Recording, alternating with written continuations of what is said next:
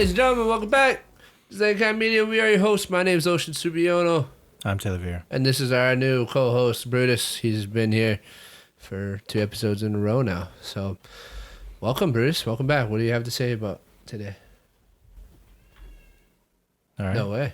Oh, awesome. All right. So, as Brutus said, we are going to be giving you guys our take of Marvel Studios and Disney Plus's original film titled Werewolf by Night. Okay, this is a film that came out like a couple weeks ago, maybe like last week, a little bit ago, and it's a short film, but it's not just a special. Yeah, it's like I don't really know what it's called because it's like right in between. It's not a short film, but it's not a feature-length film either. It's like right in the middle. It's like 48 minutes long. Yeah, it's just a Marvel special. So it just came out, and it's on Disney Plus. And being the spooky season that it is, we decided to check it out and then give you guys our take. So we'll do it in traditional fashion, spoiler free. First score and give it get into some spoilers. So spoiler free. I'm going to preface this entire episode with saying that I have no idea or know nothing about this at all. Same. Like whatsoever. I don't know. Never read any of the comics. Never even knew it existed. I know nothing about it. Which for me personally is actually a good thing. Because I actually really enjoyed this movie. And, I know it's meant to be a little bit on the spooky side, but I didn't and that's not really my thing normally, but I enjoyed it. I thought it was a fun watch. There's some good twists and turns. I actually thought I was gonna be annoyed by the visual, but I didn't mind it. The black and white? Yeah, the black and white, but not only just black and white, but black and white and old film style. Yeah, old timey. Just grainy and staticky and whatnot. And I thought I was gonna be annoyed by it, but I really wasn't. I thought it was okay. So, what's up, dude? You want to say something? What did you think about Werewolf by Night? Scared you? Yeah, a little bit. Peed yourself a little bit? All right. It's okay. It's all right. We all do that every once in a while. So, I enjoyed it. I thought it was fun. It's an easy, quick watch. And I actually kind of hope that this opens the door to more things like this by Marvel. I think this is a avenue that they could explore to introduce and tell some smaller stories, smaller characters, and just give a little bit about somebody instead of doing a full feature-length film or a full series. So I think it was really good. I don't know. What did you think? I was not surprised that you enjoyed it, because after I finished it, I was like, oh, it's actually surprising. Hey. Relax, dude. But I will say, when this first came out, I tried to watch it, and I'm not going to lie, the very beginning totally turned me off, and I stopped watching it. I can understand and then I came back, and then I was just kind of just pushed through it. Yeah. And then once it actually gets going again, then it's totally fine. Right. And it's a lot. You're talking about the very cultish. The beginning weird. is just the lore of this is just so stale and boring. And all the characters that are involved in the beginning that are just kind of, whatever side people are they're just boring. So much that I just couldn't stand it. Interesting. Okay. I love the fact that this is in black and white, and it's got that old school feel for most of it. There's a few things that I pick out, which most people I know don't care. I just kind of noticed that were a little weird. Mm-hmm. And then there's only, I think, 2 creatures included in this special. The first one you actually see looks really cool, but it's way different style than the second one. And I liked both of them, but it's just weird that it's 2 different things, Yeah. Okay.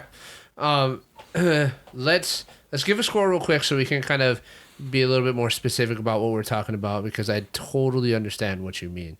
To be honest, I probably would feel the same way and probably would have done the same thing if it wasn't for the recommendation that you gave and some of my other family members. So as far as the score goes, I think I'm at a 7 for this. Just an average watch, but I'm hopeful for more. Not specifically Werewolf by Night more, but just like more things like this. Yeah. Shorter stories, quick, easy, done, fun. Yeah. So I'm going to give this a 6. Okay. But at the same time, I do agree. I do like it.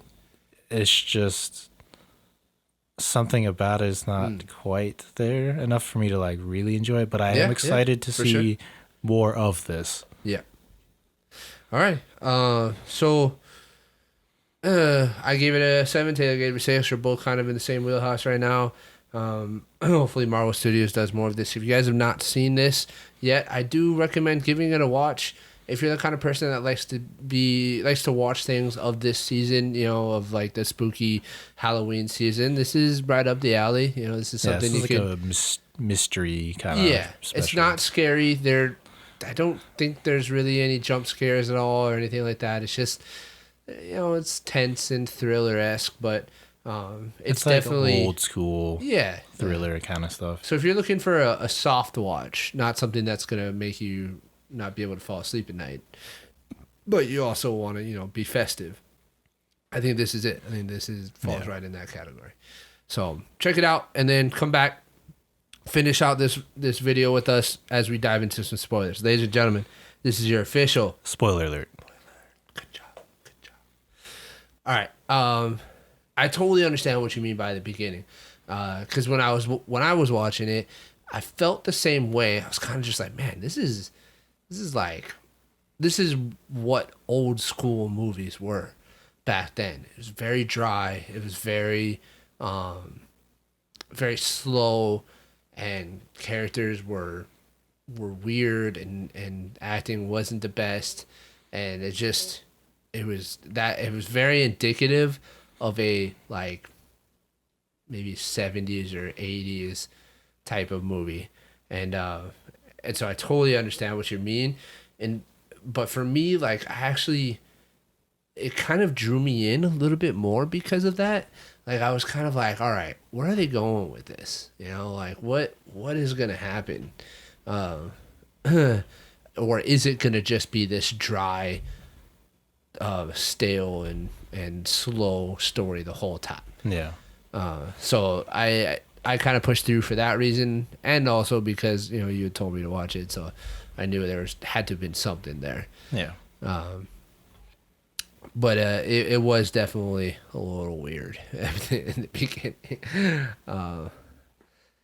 That scene of Ulysses in the casket. That was funny. The whole thing, I was just like, what the hell is this? Yeah. It was weird. And the mother-in-law or the stepmother or whatever, why is it that stepmothers are always crazy? Like, why? Dude, it's just like, I know that the way. I know that started probably with Cinderella, because Cinderella is an old movie. But like, why is all stepmothers crazy? What are you doing, bro? You gotta go to the bathroom? I don't know. Yeah. Well, for some reason, all stepmothers are crazy, and this one was no exception. She was a nutcase. But the premise of this movie is this like consortium. Hey, bro, what are you doing? Relax, man. Can't be a co-host on the podcast if you're wrecking stuff. There's like a consortium of monster hunters, right? And they're convening to mourn the death of their leader or whatever. Yeah. And and then they go on a hunt to find out who's going to be the next leader. Yeah. Something I found interesting was that, like, they fought each other too. Like, I thought that was weird. There can only be one. Yeah. I thought it was weird because in my head, initially, what I was thinking was like, oh, this is like a different version of The Witcher. Like, these people are like witchers, but not as cool. as The Witcher. But it almost it feels more like not as a cool version of like Blade. Something like that. Yeah. Which technically this character is connected to Blade, which is I'm assuming what they're building. If you remember, I don't know if you remember, but when Moon Knight came out, I talked about the Midnight Suns. Right, the Midnight Suns. And Blade, Moon Knight, and him, and a whole bunch of other people. Oh, this person is on. They're part of like the edgy side of Marvel. Right. But that is like the Ghost Rider. Yeah, Ghost Rider. Oh, I didn't know that this person was on the Midnight Sun. Okay. So, maybe I guess they're kind of just slowly filling in, not so much like feature movies because they're. I mean, in my opinion, not all characters need one. Right. And this is a totally fine way of just putting it out there so people are aware of the character. This character exists. Yeah. And you probably will see him in the future. Yeah. Okay. That makes sense. Because we know we're getting Blade. Blade is coming. And hopefully you get a new Ghost Rider maybe. Yeah. That'd be cool. At some point. That'd be cool. I mean, I feel like they have to. Yeah. Unless they just do like I feel like he's kind of important to the Midnight Suns. Yeah, I feel like he needs his own movie. Yeah. Okay. That makes sense. But yeah, they're just kind of just a weird consortium. What did you think of the monster? Which one? The Ted. Oh man, yeah, I actually really loved him. Yeah, I thought it was so funny. When the main character was going through the maze or whatever and got grabbed by the monster, I was like, oh, he's dead. Yeah, this is the twist. The twist is that, like in my head, the twist is, they're gonna treat this guy like the main character, and then he's gonna die. But apparently, he's good friends with the monster. It's like isn't it like his brother or something or cousin? I think I couldn't really tell because when he's having the conversation with the daughter Elsa, he kind of was like, "Oh, we do crazy things for family, or family's always around." But then, like when she asks him how he knows, he says, "Oh, we're friends. Like I'm a friend of Monster." So I think maybe it's kind of like something like me and you, where like we're such close friends that we consider each other family and stuff. Yeah, I thought he said they were cousins later on, though. He might have. I can't remember. I might have missed it. But he's there to save him, and I really liked the monster. I thought it was cool. The only thing that was weird is like, if he's there to save them, and this group is like this long time cult mercenary group, why is he there? You know what I mean? Like it's just like I think he's a double agent kind of thing. I think he is a monster himself, right? Because he's a werewolf, but yeah, you talking about the werewolf guy? Yeah. Yeah. So I think he's a double agent kind of thing. I think because they say he has 100 deaths, right? 100 kills essentially. I don't think he has that many. I think he did initially. Maybe he was a hunter initially, because he does talk about when he's in a cage that he has killed, like a lot of the death. Like when he becomes a werewolf, he can't control it. He's responsible for a lot of deaths. But I think that at a certain point, once he had his systems in place, he started to kind of try and help whatever monsters he could, ones that were in need of help or deserve to be helped. Maybe I don't know. I don't really know. I don't know anything about this. I don't know either. It's just kind of weird and but you're right. Coincidental, I guess. It just doesn't. It's not the coincidence that bothers. It's just like it's strange. Like you have this group of seemingly like close, tight knit crowd of killers, and then this guy just kind of infiltrates it somehow on this night, of course, to save his buddy or whatever. I don't know. I get the feeling that he's just a double agent, that he's been doing part of this group with the intention of saving whatever monsters he can save. And then I'm sure there have been situations where maybe a monster was actually a monster and needed to be put down. And so it's like, okay, werewolf time. Bye. So Yeah, I don't know. yeah.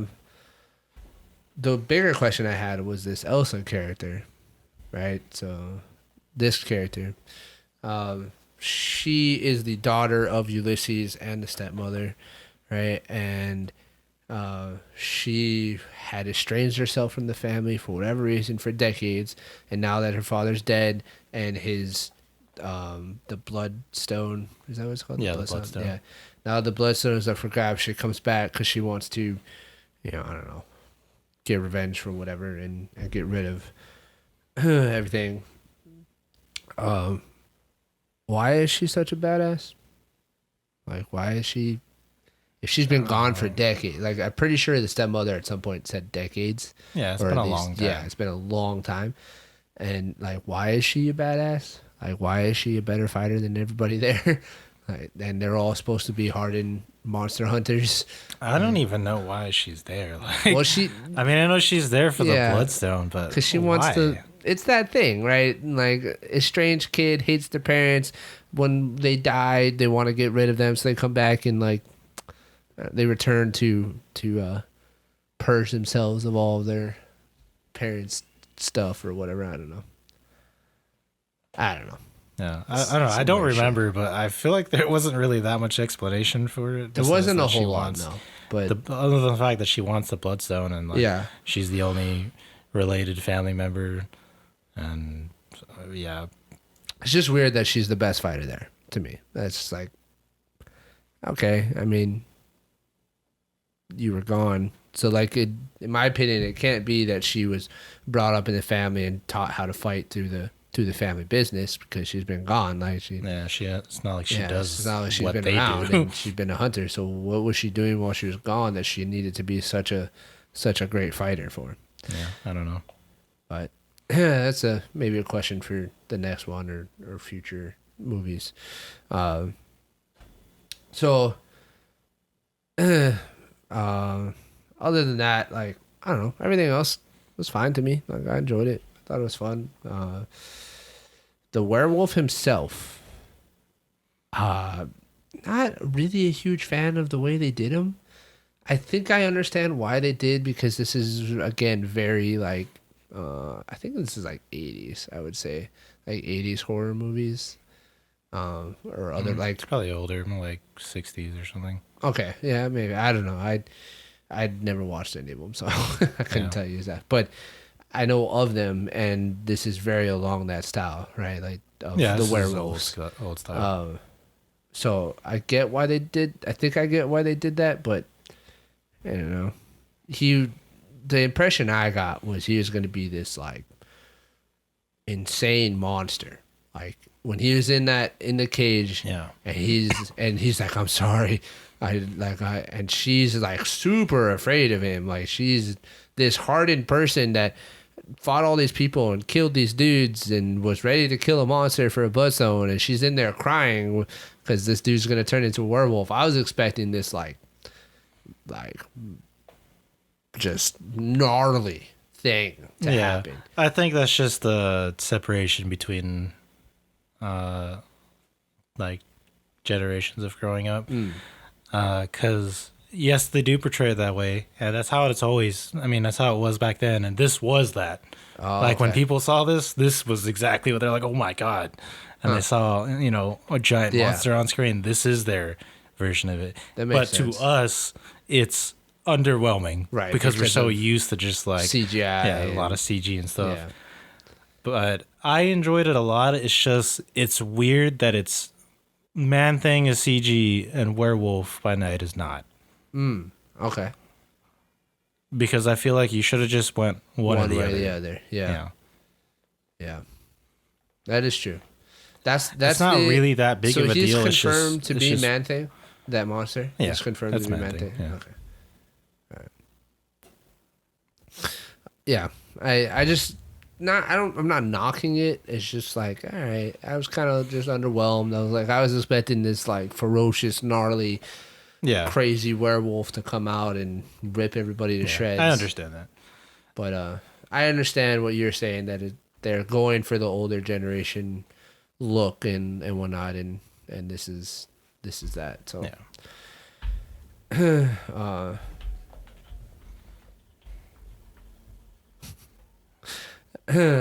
yeah. Outside of that, I think it was pretty good. Yeah, it was good. I don't know enough about any of these characters for like future things other than potentially them Midnight starting Suns. the Midnight Suns thing. But that's probably like a far down the line thing. And I'll say one thing I wasn't even though I ultimately enjoyed it in the end, it was definitely strange for me watching this because I was expecting a totally different story. Yeah. Okay.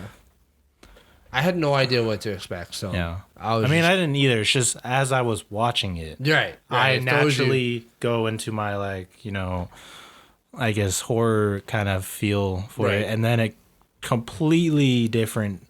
Yeah. Swap in the movie, and it's just a typical Marvel. Ultimately, it's just a normal Marvel film or whatever show. Like as soon as which is weird because that's when I started enjoying it, but at the same time, it's like this feels off, which is why this whole thing is just like weird. But I don't know. No, I hear what you're saying for sure. Like when they enter the maze and stuff, it's that's when it changes. Yeah. Once you skip or get past all the stupid stuff in the beginning, which I'm sure people probably hate me for that or whatever, because everybody's just like, oh, you don't know anything, whatever. Is the general reception to this movie that it's amazing? Yeah. Yeah, that's what a lot of people feel.